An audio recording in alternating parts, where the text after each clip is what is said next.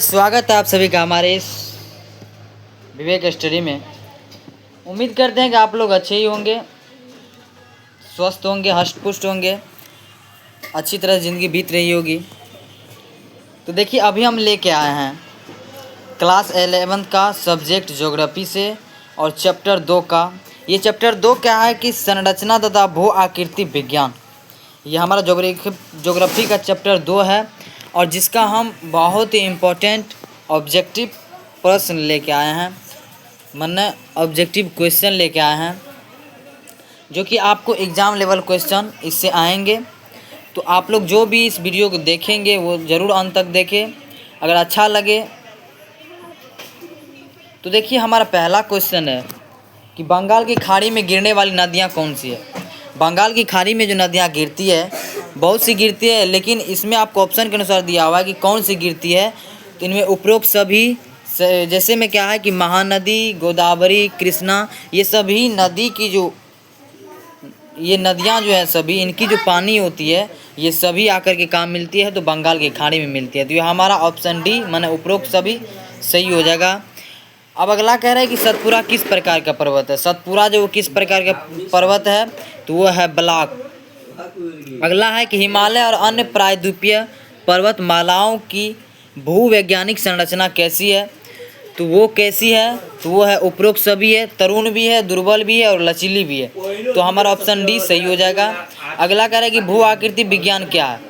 भू आकृति विज्ञान क्या है तो पृथ्वी की संरचना और उसकी आकृति का अध्ययन, यही हमारा भू आकृति कहलाता है। अगर आपको पूछे कि भू आकृति क्या है या भू आकृति विज्ञान किसे कहते हैं तो आप लोग को इजी वे में बोल देना है। अगर ऑब्जेक्टिव में आए तो इस तरह से बी नंबर ऑप्शन मारना है कि क्या कहता है कि पृथ्वी की संरचना और उसकी आकृति का अध्ययन, यही हमारा भू आकृति विज्ञान कहलाता है। अगला है कि हिमालय के किस भाग में करेवा मिलते हैं। तो वो हमारे किस भाग में मिलते हैं तो वो हमारे कश्मीर हिमालय में मिलते हैं। ऑप्शन डी हमारा सही हो जाएगा। 6 नंबर का क्वेश्चन कह रहे हैं कि देहरादून घाटी की लंबाई कितनी है। ये घाटी देहरादून जो है उसकी लंबाई कितनी है। उसकी लंबाई है 35 से 45 किलोमीटर देहरादून घाटी की लंबाई है। तो हमारा ऑप्शन सी हो जाएगा। 7 नंबर में कह रहा है कि पृथ्वी की कितनी मुख्य आकृतियाँ होती है। पृथ्वी की जो होती है उसकी मुख्य आकृतियाँ कितनी होती है तो वो 7 होती है। ऑप्शन डी हमारा सही हो जाएगा। अब 8 नंबर में देखिए कह रहा है कि निम्न में से कौन सी नदी रिफ्ट घाटी में प्रवाहित होती है।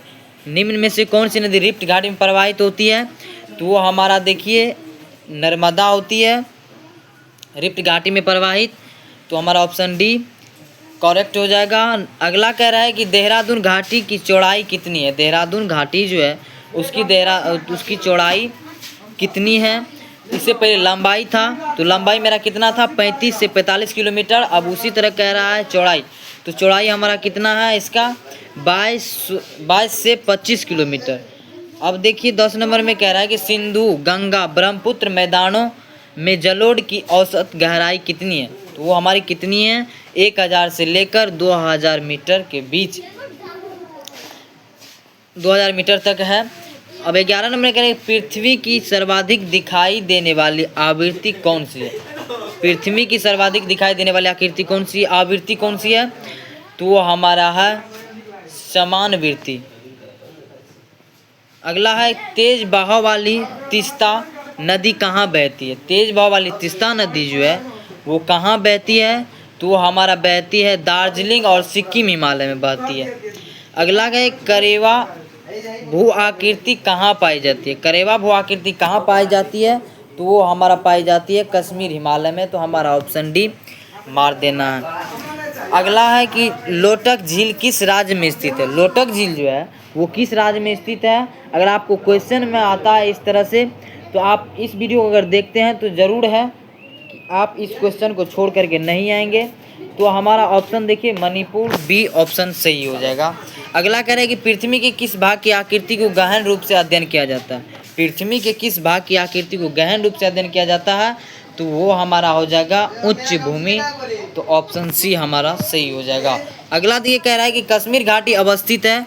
कश्मीर घाटी जो अवस्थित है यानी स्थित है तो वो कहाँ है तो वो हमारा हो जाएगा बृहत हिमालय तथा पीर पंजाल श्रेणियों के मध्य। अगला कहता है कि गिरी पर्वतमाला कौन कौन से भारतीय राज्यों से होती है? तो वो होती है उत्तराखंड और हिमाचल प्रदेश। अगला है कि निम्न में से भारत के मोटे तौर पर बांटे गए भू आकृति खंड कौन से हैं? आकृति खंड कौन से हैं? तो वो है हमारा उपरोक्त सभी। उसमें क्या है? उपरोक्त सभी में है कि उत्तर भारत का मैदान, भारतीय मरुस्थल, तटीय मैदान। अगला है कि निम्नलिखित में से किस राज्य में लोकताल झील स्थित है? तो वो है हमारा मणिपुर में। अगला कह रहा है कि भू आकृति के किस पहलू को संरचना कहा जाता है? तो वो हमारा कहा जाता है ऊंचाई। अगला कह रहा है कि अरुणाचल हिमालय में पश्चिमी से पूर्व में बसी कुछ जनजातियां कौन सी है? अरुणाचल हिमालय में पश्चिम से पूर्व में जो बसी हुई जनजातियां हैं तो वो कौन सी है? तो वो हमारा है मोनपा है, अबोर है, मिसमी है। अगर आपको क्वेश्चन आता है तो आपको डी लगाना है, उपरोक्त सभी लगाना है ऑब्जेक्टिव में अगर इस तरह से आए। अब अगला कह रहा है कि अंडमान द्वीप तथा निकोबार द्वीप को कौन सी रेखा पृथक करती है? तो वो हमारा कौन सी करती है? 11 डिग्री चैनल की जो होती है रेखा वो हमारे अंडमान द्वीप तथा निकोबार द्वीप को अलग करती है, मतलब पृथक करती है। अगला है कि झूम खेती को अन्य किस नाम से जाना जाता है? झूम की खेती को अन्य किस नाम से जाना जाता है? तो हमारा स्थानांतरित कृषि, श्लेष कृषि, वर्ण कृषि, उपरोक्त सभी। तो हमारा डी ऑप्शन सही हो जाएगा। अगला कह रहा है कि भारतीय मरुस्थल की प्रमुख नदी है। भारतीय मरुस्थल की प्रमुख नदी है तो वो है हमारा लूनी। उत्तर तथा उत्तरी पूर्वी पर्वतमाला में कौन सी पहाड़ियाँ शामिल है? तो वो हमारा 1 और 2, मतलब उत्तर पूर्वी पहाड़ियाँ और हिमालय पर्वत, ये दोनों क्या है? उत्तर तथा उत्तरी पूर्वी पर्वतमाला में कौन सी ये पहाड़ियाँ शामिल है। तो अगला कह रहा है कि भू आकृति विज्ञान की कितने मुख्य शाखाएं हैं, मतलब इनके कितने अंग हैं, कितने भाग हैं, कितने प्रकार के होते हैं? तो वो हमारा होता है 3 प्रकार का। 27 नंबर में कह रहा है कि अंडमान और निकोबार को कौन सा जल क्षेत्र अलग करता है? अंडमान और निकोबार को कौन सा जल क्षेत्र अलग करता है? तो वो हमारा हो जाएगा 10 चैनल। अगला है कि निम्न में से सबसे बड़ी घाटी बताइए, या निम्न में से सबसे बड़ी घाटी कौन सी है, उनका क्या नाम है? तो वो है हमारा देहरादून। अगला है कि डोडा बेटा चोटी निम्नलिखित में से कौन सी पहाड़ी श्रृंखला में स्थित है? तो वो है हमारा नीलगिरी। अगला है कि धातुओं और खनिज पदार्थों की उत्तम उपयोगिता की दिशा में किसे कहते हैं? तो वो कहते हैं संरचना को। हिमालय की समांतर पर्वत श्रृंखलाएं कौन सी है? तो वो है हमारा बृहत हिमालय, पहाड़ हिमालय श्रृंखलाएं, मध्य हिमालय और शिवालिक श्रेणियां, उपरोक्त सभी। हमारा डी ऑप्शन सही हो जाएगा। पलाया झीलों का संबंध है, तो पलाया झीलों का संबंध है मरुस्थल से। अगला कह रहा है कि भू आकृति विज्ञान में किस प्रकार की भूमि आकृतियों का अध्ययन किया जाता है जिसमें भूखंडों की आकृति का अध्ययन होता है? तो वो होता है हमारा धातुता।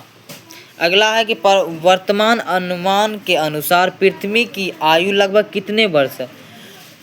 मतलब कि वर्तमान अनुमान के अनुसार अगर कहें तो पृथ्वी का आगमन, पृथ्वी की जो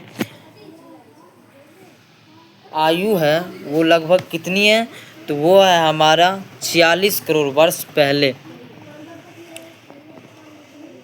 अगला है कि लोकताल झील कहाँ स्थित है? लोकताल झील कहाँ स्थित है? तो मणिपुर घाटी में है। अगला है कि डोडा बेटा चोटी निम्नलिखित में से कौन सी पहाड़ी श्रृंखला में है? जिसे पहले बताया था नीलगिरी।